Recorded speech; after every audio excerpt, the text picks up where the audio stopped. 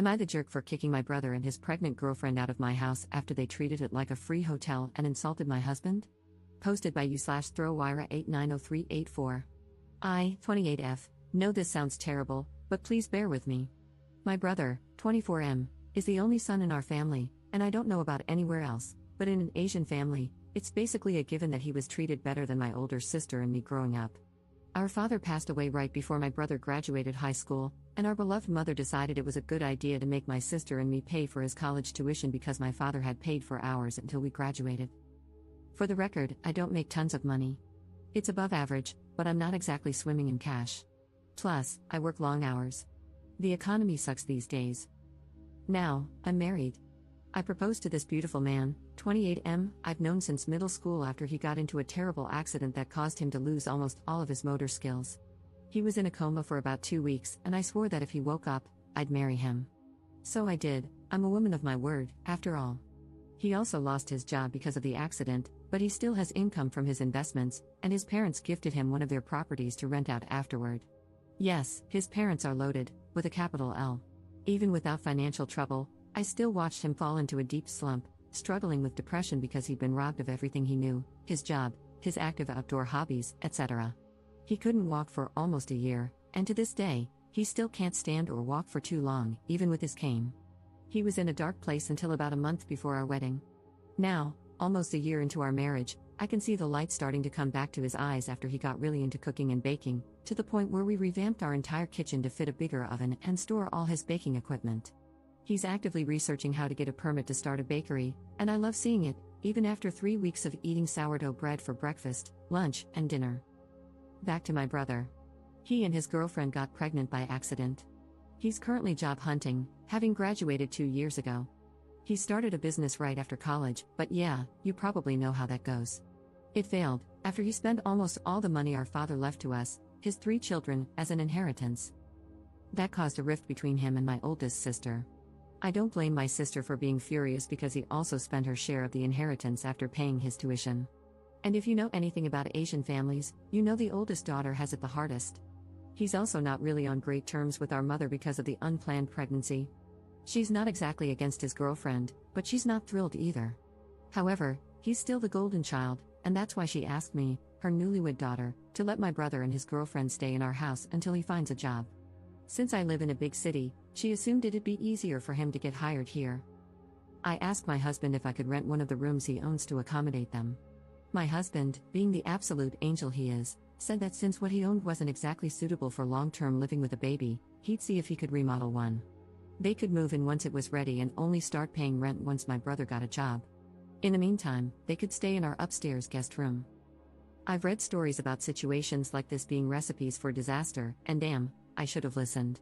They moved in sometime before Christmas. Both of them did the bare minimum around the house. They washed their own dishes, but only the small ones like plates, glasses, and bowls, leaving the pots and pans for us to clean. They did their own laundry, but that's it.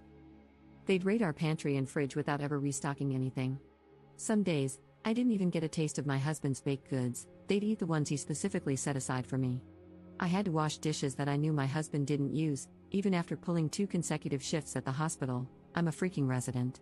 They never vacuumed the second floor where they stayed, never helped take out the trash even though they filled it to the brim. I usually helped my husband with it whenever I had time, but I had seen him taking out the trash multiple times when I had just gotten home. I don't expect them to clean the whole house, but come on, watching my husband limp around with his cane, washing dishes and taking out the trash while they did nothing? That's just rude, especially when they're living rent-free. Of course, I confronted them with a very watered-down and gentle version of bro, you won't get a job if you can't even help take out the trash, and sis, you're pregnant, but you can at least wash the dishes you use. Both of you have 2 hands, you can wash the cooking utensils you use to make food. Teamwork makes the dream work. They got slightly better after that. Now they wash all their dishes, but don't bother putting them back in the drawers. But hey, progress. Now, here's the breaking point. During Chinese New Year, my mother and oldest sister came to visit. My husband went all out with his cooking. I cleaned the entire house and prepared the other guest room for my family. That's when I realized the second floor hadn't been vacuumed in ages. My brother and his girlfriend didn't come out of their room until my family arrived. We exchanged greetings, gave my mother her New Year's bow, and sat down for dinner. That's when all hell broke loose. My brother, with confidence straight out of his colon, actually said it was time for my husband to get a real job again because he can walk now. He added that he's younger but working hard to find a job. Then he actually said, "No offense," before commenting that cooking is a weird hobby for a big guy, 6 feet 3 inches, like my husband, and that he doesn't really have the talent for it. His girlfriend followed after him, saying she feels like my husband is more feminine than she is because he takes care of the house and cooks better than she does. Of course, the bar is somewhere below Satan's throne if she's the standard.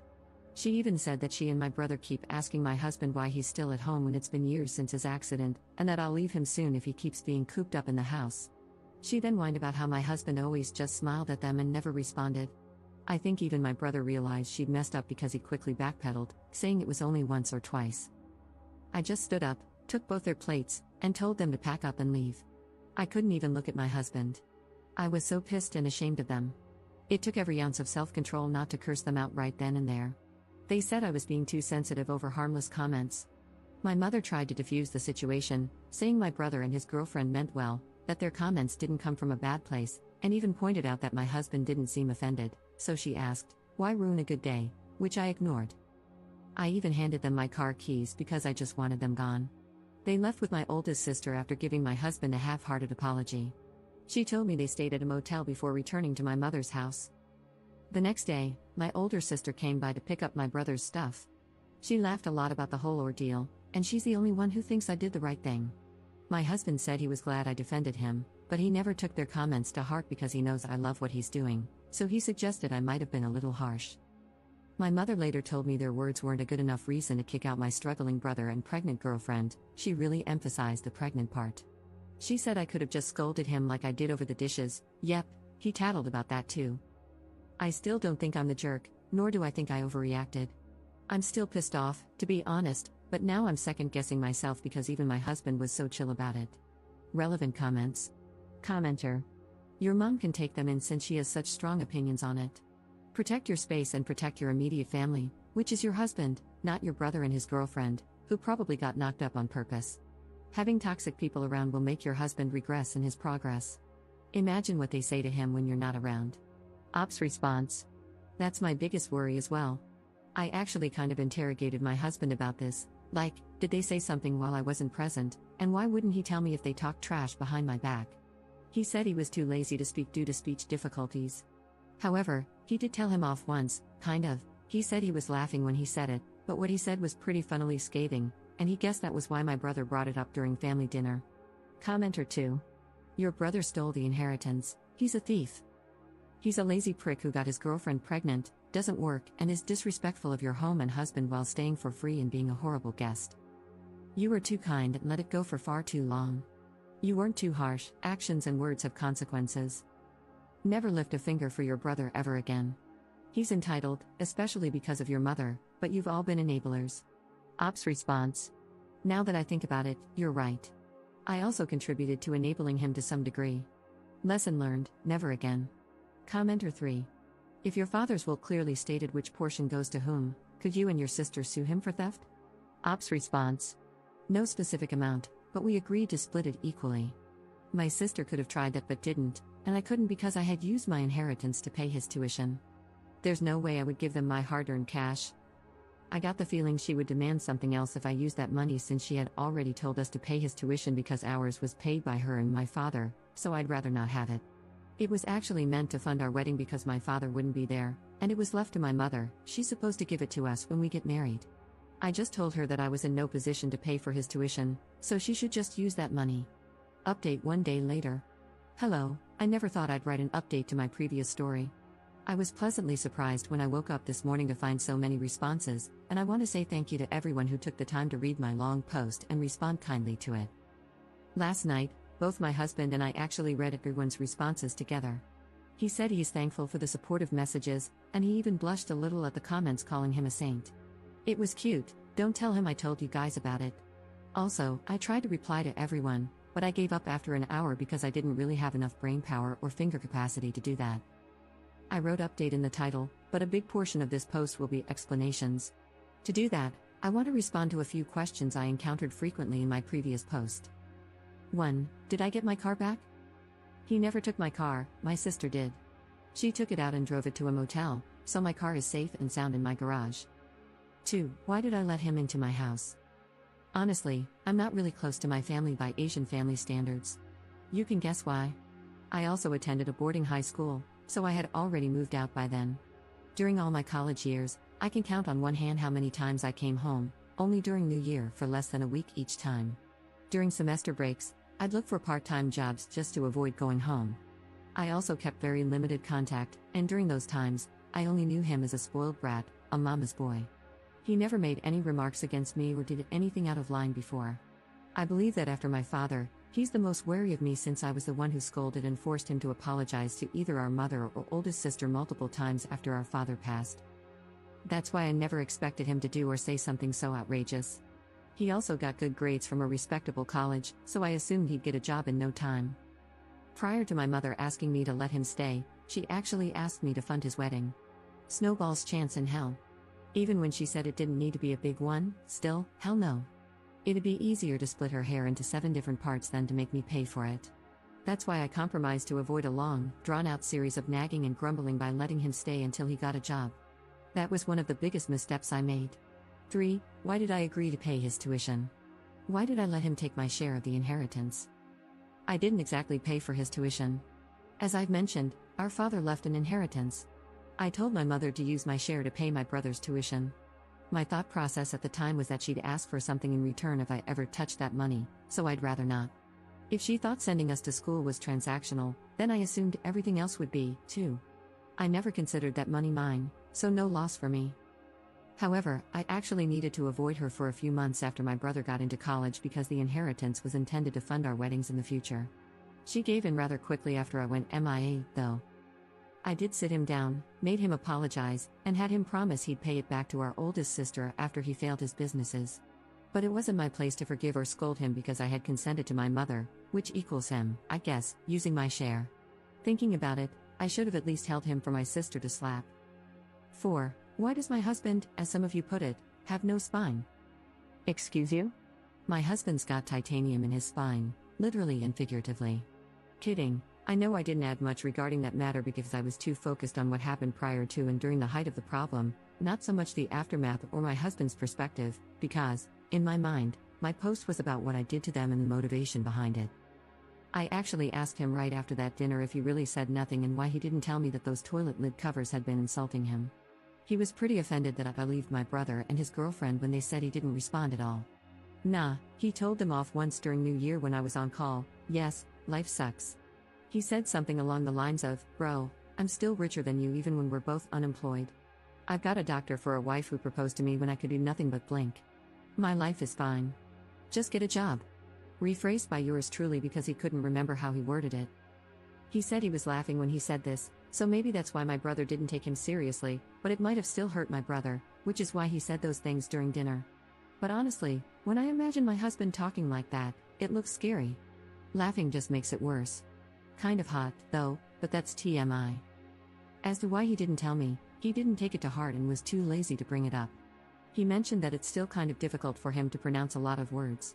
He compared my brother and his girlfriend's comments to the Husky's Howl's next door, very handsome dog. By the way, it's already in their nature, so why bother? I did tell him to let me know next time someone disrespects him, though, so that I can finally put the taekwondo skills I gathered during my elementary school years to use. I only got to a yellow belt, though, so don't expect much. I do think he's happier about what I did than he lets on, though. 5. Why am I enabling him? Like I said in one of my replies, I did think about it, and I believe that avoiding my family as much as possible could be considered enabling him. In my defense, I'm not his parent, so it's not my job to parent him, but I do take accountability for not whacking him enough growing up. That's probably why he's got some screws loose. That's the end of the Q&A session I put together. Now, it's only been a week since Chinese New Year, and not much has happened. The most notable thing is that I've blocked both my brother and mother on my and my husband's phones, with his consent, of course, after she tried to contact him separately yesterday, asking about the room we intended to renovate. The renovation is still happening because he already contacted his parents, but since there are others who probably need and deserve it more, he'll just rent it out to someone else later.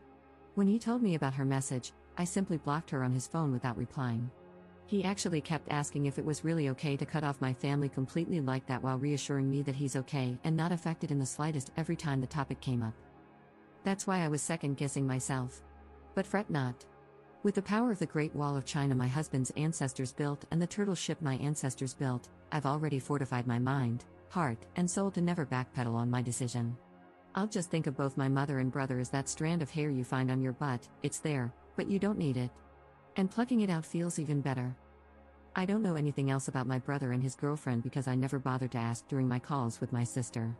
But like some of you said, not my problem anymore. I did hear that my mother called me boy crazy because I prioritized my husband over my family, but I mean, I'm her daughter, so you can probably guess where I got it from. We had lots of conversations after reading my previous post and discussed many things from each other's perspectives throughout our relationship.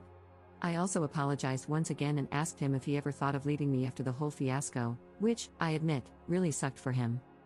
He asked me if I remembered telling him to just get fat after proposing to him with a ring that was too big because I had bought one the same size as our couple ring. Asian thing, some of us are sappy like that, don't judge me, a few days after he woke up. He said that if I took a step forward to stay with him when he could do absolutely nothing, why would he even think of leaving me now when I'm doing everything in my power to stand by him? I might make mistakes, and it might seem like it's not enough for others, but it's more than enough for him. We can always fix things, and just like how he ate a lot throughout his recovery so his finger could fit that ring, he'll pick up my slack. So, what's the problem? I bawled and am currently taking sick leave because my eyes are super swollen. Thanks for reading. Lol, kidding, not yet, people. I know I talk too much, but the last thing I want to say is that I hope everyone who finds themselves in a similar situation knows that it's normal to feel like it's difficult to stand up for yourself. It's okay if it takes time. Navigating difficult situations isn't exactly a walk in the park, but if you choose to go through it, that act of navigating and standing up for yourself adds to your value as a human being. You made a mistake, managed to fix it, and learned from it. It's easier said than done, and that's why it's something to be proud of. So keep your chin up and hang in there. Now for real, thanks for reading.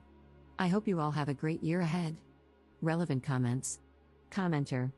My guess is that you are Korean since you mentioned the turtle ship?